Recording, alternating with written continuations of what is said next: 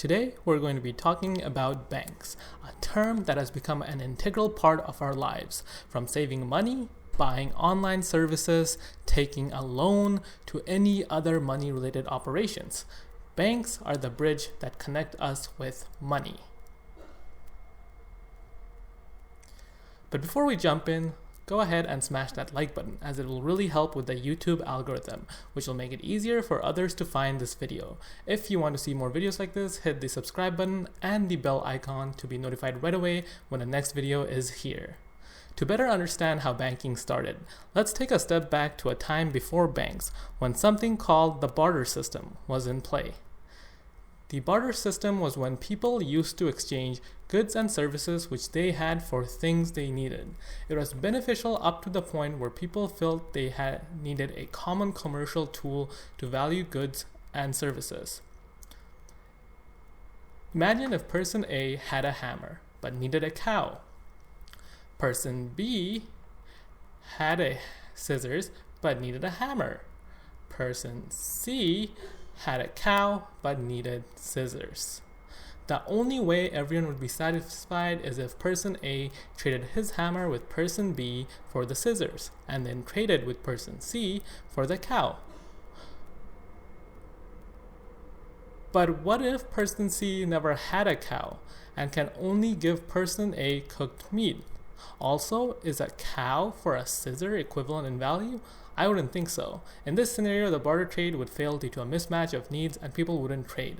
As gold was most commonly used by everyone, people started using gold coins as trading tools, and this would help create a value system. However, many different currencies were created over time, which led to issues with currency conversions. In Italy during the 11th century, merchants from all over the world would come to trade their goods. Merchants had to deal with multiple types of coin and had to exchange their money constantly.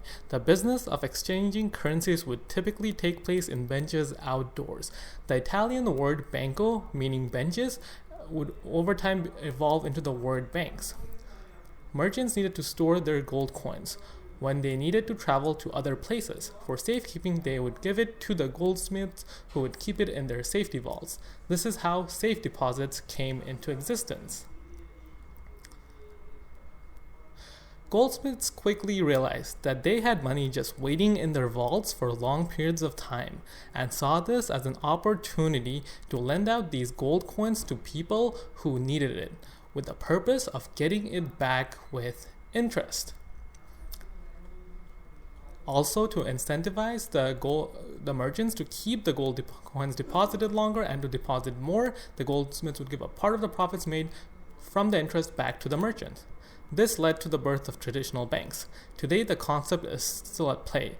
Banks are in the risk management business, except instead of gold coins, we have paper money. Banks provide valuable middleman services to make our lives easier. Simplified, this is how it works. People keep their money in banks and receive a small amount of interest. The banks take this money and lend it out at much higher interest rates so that they will earn a profit. Not only do the bank link borrowers to lenders, but they evaluate the quality of the borrowers so that they know the loans are productive and have a lesser chance of being defaulted. Banks have people and systems whose job is to evaluate all loan applications to ensure the money being loaned out is not at risk of being lost due to the venture failures or any other causes. By pooling the savings of many different individuals, banks can make large loans and spread the risk across a whole portfolio of loans.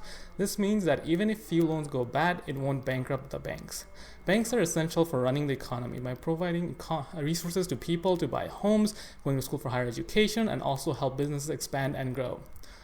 Over time, banks got into other businesses such as credit cards, buying and selling currencies, custodian businesses, and cash management services.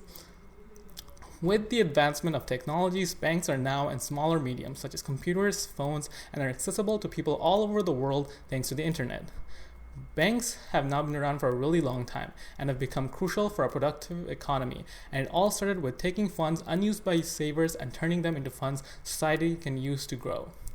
If you've enjoyed this video, please give a thumbs up and subscribe to our channel.